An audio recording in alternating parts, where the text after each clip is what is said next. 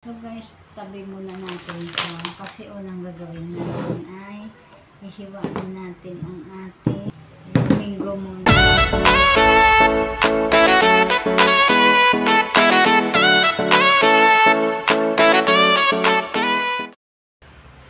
Hello guys, gawa tayo ng... So guys, samahan niyo ako, naggawa tayo ng peach mango graham cake. So yun, meron itong dalawang crushed grahams, isang peach mango na, isang peach mango yung nasa lata. Tapos meron akong dalawang margarine, dalawang mango, tsaka yung ano po guys, yung milk po guys, pinaano ko sa ref para mag-press po siya.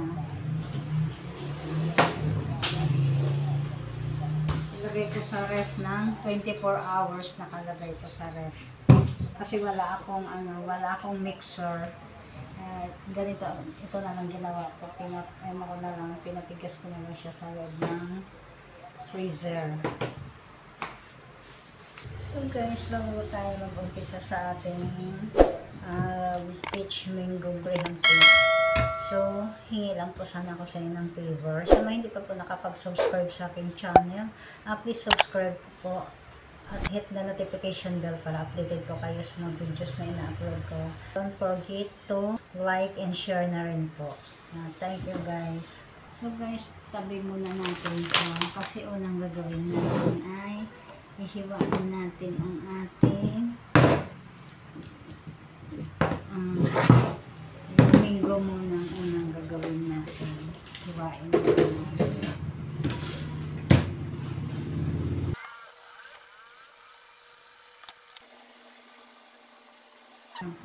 Tanggalin po natin ng buo guys kasi hiwain po natin ng pahaba.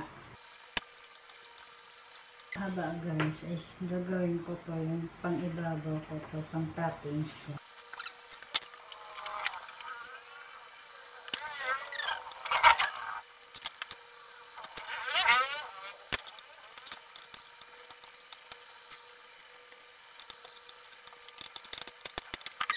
So next natin na hiwain guys ay itong peach.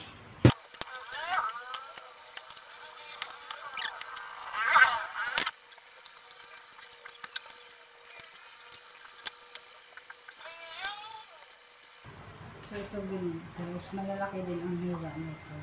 Kasi salit-salitan ko po ito itatapping sa ibabaw. Lagay ko sa ibabaw. Salitan sila ng mangga. Lalagyan ko ng mangga, tapos peach, tapos mangga, tapos peach. So ito naman is maliliit. Katulad dito is mangga naman. Ito yung isasama ko sa doon sa nisel cream at saka yung sa condense. Kaya niliitan ko po ito. Guys, sasama ko siya sa minix ko na mamaya yung nisel cream at saka yung condensed milk.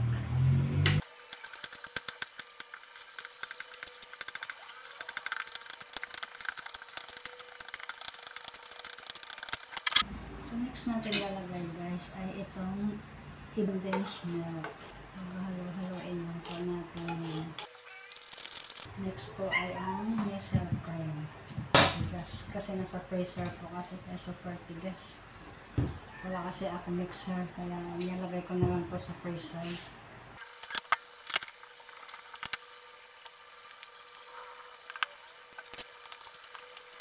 Tigas masyado guys. 24 hours po kasi nakalagay sa ref sa tigas. So papaanoin lang po natin ito. Papalaputin lang po natin ito gamit to.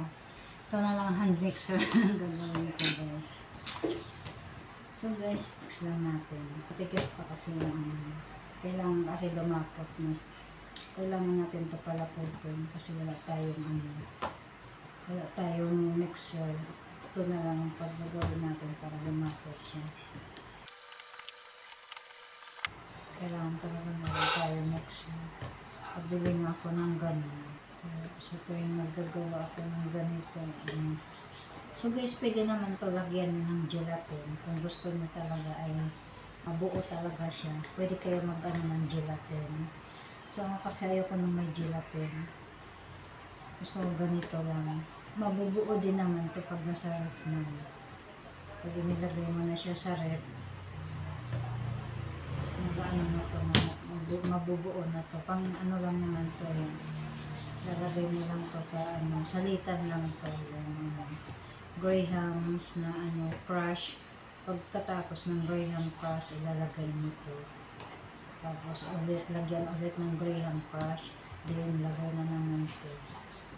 Kaya, pwede kahit di mo nalagyan ng gelatin. Ang iba po kasi guys is nilalagyan ng gelatin. Depende po sa panlasa nyo or depende sa gusto nyo.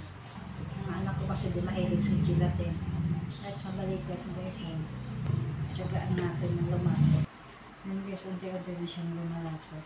Siguro mga 1 hour, malapot na po siya masyado. So, kailangan lang po natin tiyagaan. Lalo na pag walang mga mixer, katawag ko walang mixer. Ito, yung pang ano lang, pang scramble egg lang ang gamit ko. So, kailangan tiyagaan talaga na lumapot siya ng ano. So, dahil malapot na guys, tabi mo na natin. Next natin gagawin guys, ay itong Graham. Yung first Graham, sunod natin ang gagawin. Lang natin ng margarine para ano, medyo mamasa-masa po siya. Mix lang po natin guys. Mahalo lang po siya. Todo. Parang polvoron na amoy ko yung ano, polvoron na Grahams. So guys, next natin gagawin ay isasalin natin dito. So guys, wala akong ano, yung molder cake. So, pwede na dito kasi hindi naman natin ilalagay sa oven. I-re-ref naman natin. Pwede na sa ganito. Kung wala kayong mga ano, molder cake, kahit bumili na lang kayo ng ganito guys. Yung transparent. Pwede na rin. So, ang gagawin natin ay isasalin natin dito. Ang bango guys. Parang naaamoy kong ano, pulburon. So, yung kinalabasan niya, flat na po siya. So, pwede na natin ilagay itong ano natin. Yung tinimpla natin na ano, yung mangga at saka yung peach na may gatas at saka ni silicone. So, pwede na natin siya ilagay. So, flat na siya. Lagay natin sa ibabaw.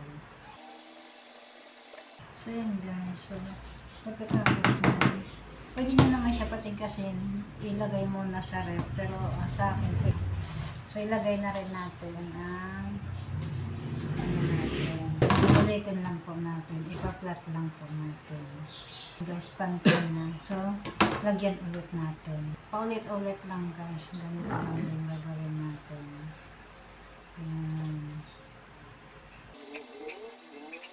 So, yun guys. Then, after that, sprinkle natin ng yung wala na siyang margarine bago natin lagyan ng mangga. Ito na yung pinaka-last layer niya guys. Then, pinakahuli na ay lagay natin ang mangga at saka yung peach. Yan lang guys. Ganun lang. Para maganda siya tingnan.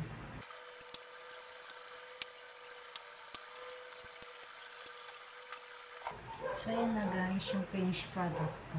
Guys, yung unang gawa ko ng ano, yung peach mango graham cake. So, dahil sa may sobra pa siya, so, ayun, gumawa ako sa mga maliliit na Tupperware. Sayang naman. Yun ang aking second batch. Ang daming sobra. Minix kong gatas at saka yung mga ano, yung peach at saka mango, ang dami pang sobra. So, ginawa ko sa maliliit na lalagyan. So, ayan, para sa ano na lang to, baon na lang anak ko sa work pagpapasok siya. Pang merienda niya. So hanggang dito na lang guys. Thank you for watching. Bye.